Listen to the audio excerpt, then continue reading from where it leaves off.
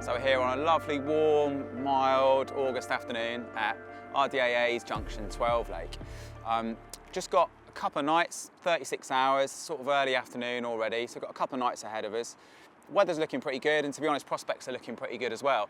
Had a really good look around the lake, as always. You know, whenever I arrive anywhere, obviously the first thing I want to do is try and find some fish. So rather than just plotting up in any of the swims, had a really good look round and didn't see anything immediately. It's a strange lake in terms of shows. They don't often show, so location can sometimes be a little bit tricky. There's a couple of little margin spots that I've fished before that have produced really well for me through the afternoons. Great daytime spots. So popped a little bit of bait on there, just a few handfuls of pellet and some boilies, and had another look round. Just been for a look back round there now, and within a couple of minutes I've seen a nice mirror roll on it. So just knocked up a rod quickly, grabbed a net, got a single stick and a bucket and a little bit more bait. Going to head off around there now and try and nick a quick bite. It's not the kind of spot that I can set up in for the night, but it's definitely worth an hour or two just to try and see if we can nick a quick bite, and then can kind of reassess and get set up for the night. So I'm going to grab my bits and head off around there.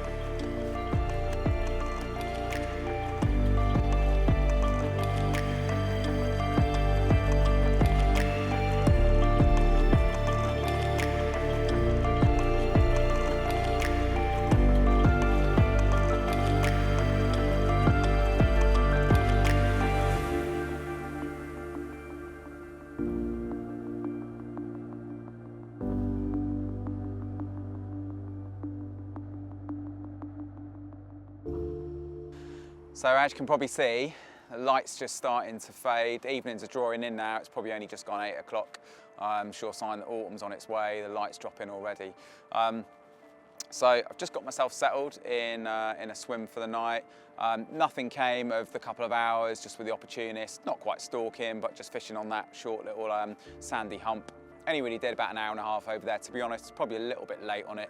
Bites I've had from there in the past have been sort of earlier in the day, midday to kind of early afternoon, something like that. So probably a little bit late on it. Did put a little bit more bait on there.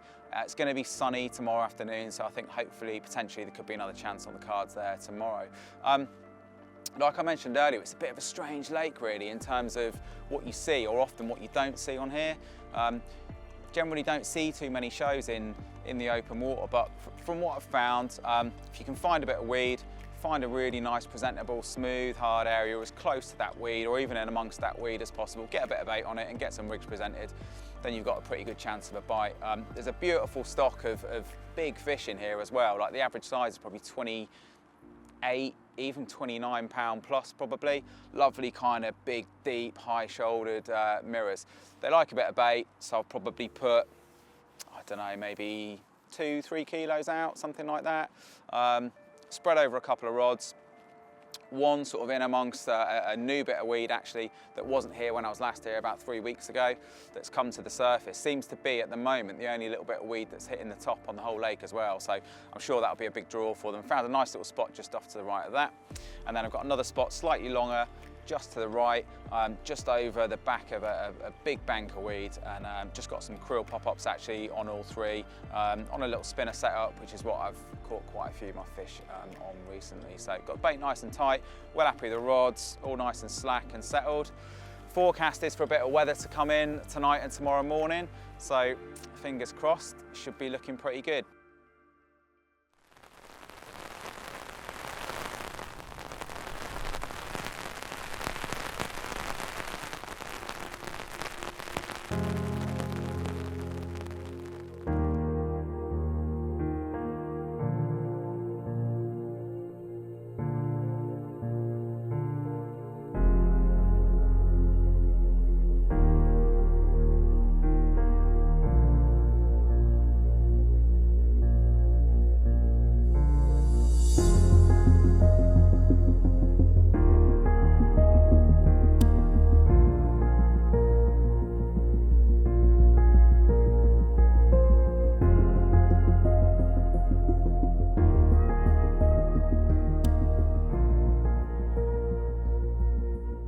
So on the good timing, bad timing, I'm not sure which way to say it really. There's never a bad time to have a bite, I suppose, but was literally just about to start photographing that first lovely 30 pounder, and just in the background, one of the recast rods that I put straight back out has just melted off.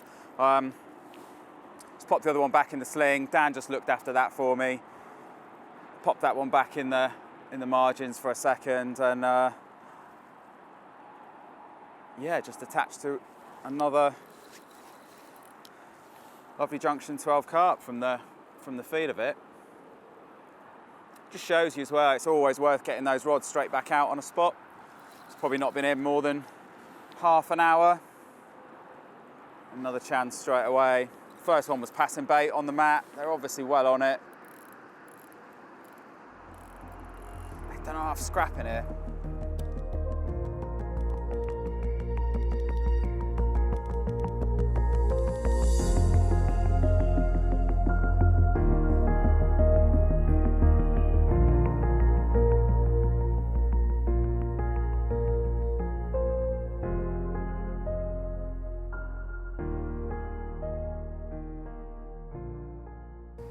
Go.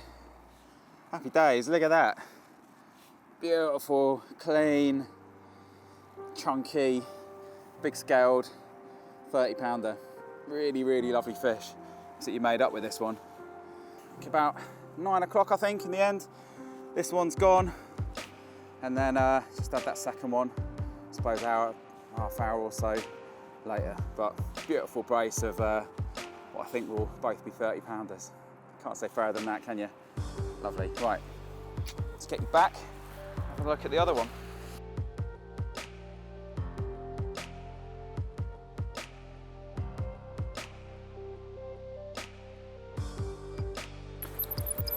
Well, as you can see, we've got another one on. Haven't managed to get the second one out yet. Literally just got one rod back out on the spot, and maybe, I don't know, 20 minutes, half an hour. If that, probably not even that actually, probably only about 15 minutes, and it's gone again. It's a really funny lake, this, in terms of bite time. You know, usually, most of the lakes I fish, by the time you get to, you know, 7:30, 8 in the morning, you're kind of getting towards the end of bite time, but on this place, everything's kind of flipped round on its head, and they just love a daytime bite. Well, after saying it felt like a little one at the start, it's put up a really good account of itself. It's quite deep here close in, and they often do really rock close in, and it's just not giving in. Massive tails on them. They are really powerful fish, these ones. I'm really hyped. There's a beautiful 43 pounder in here. When I started fishing here earlier in the year, kind of thought, oh, it'd be nice if that one turned up. And the more trips I've done over the course of the year this year, the more I'm kind of really wanting to see that one turn up one of these days.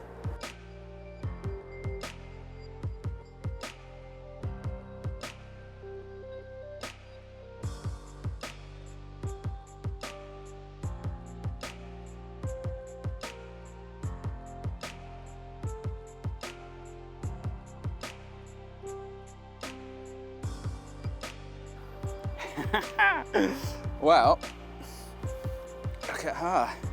Crazy shaped mirror, mad old character. Pinch belly and then really plump at the back. Big old set of shoulders on her. But yeah, lovely carp, just over 34 pound. Second part of the brace this morning, within about half an hour, 20 minutes or so of each other, something like that. Both off the same spot.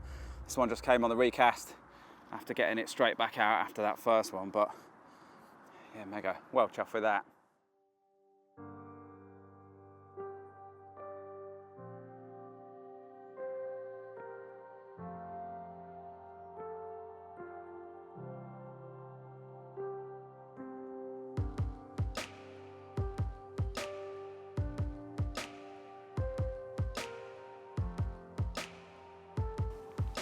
Look at you.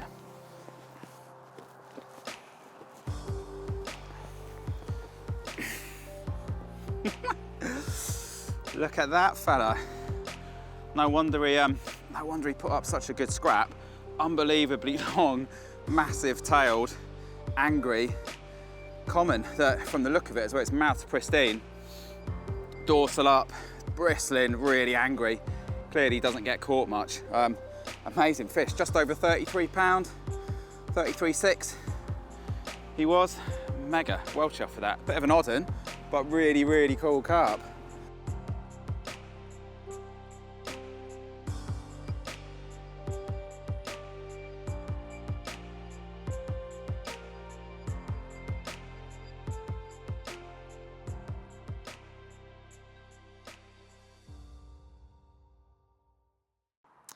Just talk you through the rig that I've been using over the course of this session. It's just a very minor variation on what I've been using a lot recently. The main difference being that there's no lead core on here. The lake has a complete lead core ban, so no leaders of any form. So all I've done, I've decided that I still wanted to fish my helicopter and my rotary setup. Been using stiffer boom sections with this rig recently, so I didn't really want to use it on a lead clip or an inline or anything like that where I'd be using tubing. I still wanted to fish my helicopter setup. I've got 16-pound fluorocarbon on here, so it's a really strong, tough, abrasion resistant mainline. So I just opted to fish it naked style directly onto the mainline. So I haven't got any knots whatsoever above my top bead. My main line's tied directly to a heavy ring at the bottom, and I've been using the new Thinking Anglers tungsten beads for my top and bottom stops. They move really nice and easily on the line. I'm not fishing big bags or anything like that, so I don't need to worry about that top stop moving with a big bag or anything on there. As long as I'm hitting my clip nicely, there's no chance that's going to move up and down. In the event, in the rare event of any kind of a line breakage or I get cut off or anything like that, that'll just slip straight off. The hook link is completely free, and it's as safe as I can possibly make that setup. Down from here, I'm using one of the C clips, so this lead will drop. Got a nice big heavy lead on, 4-ounce lead. That's going to drop pretty much as soon as I get the take. There's a bit of weed out there, so hopefully the fish will be straight up to the surface. That's going to make it a little bit easier for me to land. In terms of the hook link itself, at this end, I've got one of the double flexi ring swivels just to give the hook link the maximum amount of movement. It's a stiff hook link, 25-pound amnesia, so I want to make sure that's as flat as possible on the lake bed. So having the 2 rings is just going to give the hook link the maximum amount of potential to do that. I've got a little tiny drop of putty just in the middle again, just to help everything stay nailed down. And then at this end, I've got one of the size 11 quick change PTFE coated swivels. Spins really nice and smoothly and slick, just gives the hook the maximum amount of movement, so it's going to help it to spin when it's in the fish's mouth. Got a big size 4 wide gape hook on. The fish in here have got quite soft mouths, if I'm honest, so I wanted a nice big hook, nice big wide gape on it, sat under that pop-up. And finally, just tucked inside the pop-up, just got one of the tiny little hook ring swivels, just gives the hook and the whole arrangement the maximum amount of movement. I've used it for years, something I've got a huge amount of faith in, works beautifully.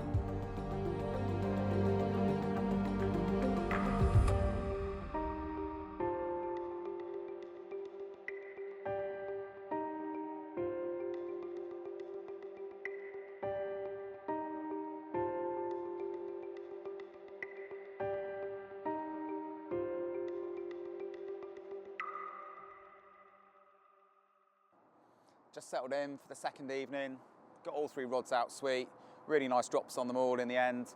Took a little bit of faffing around actually with this rod in particular.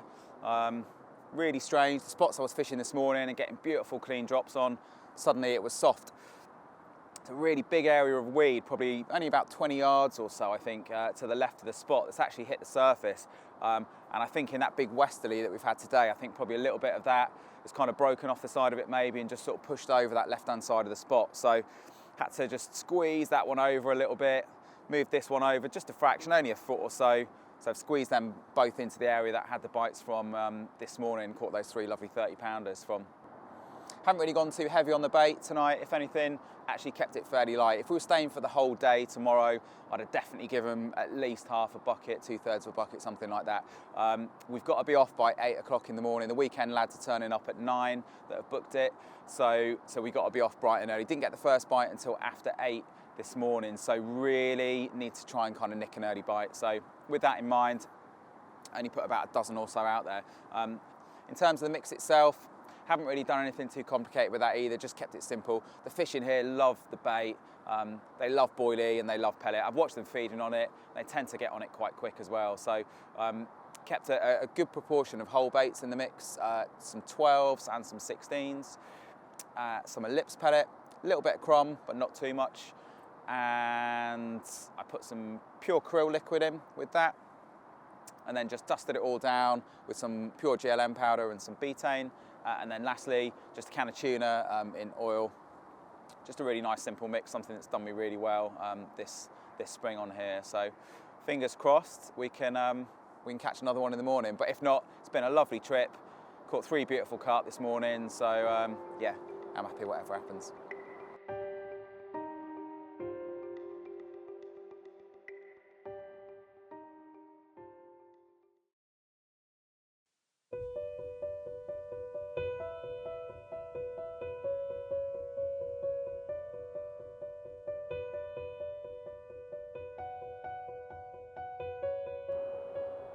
You can probably just about hear the distant hum of the motorway in the background as the world's waking up. Trains are going through on the line already this morning.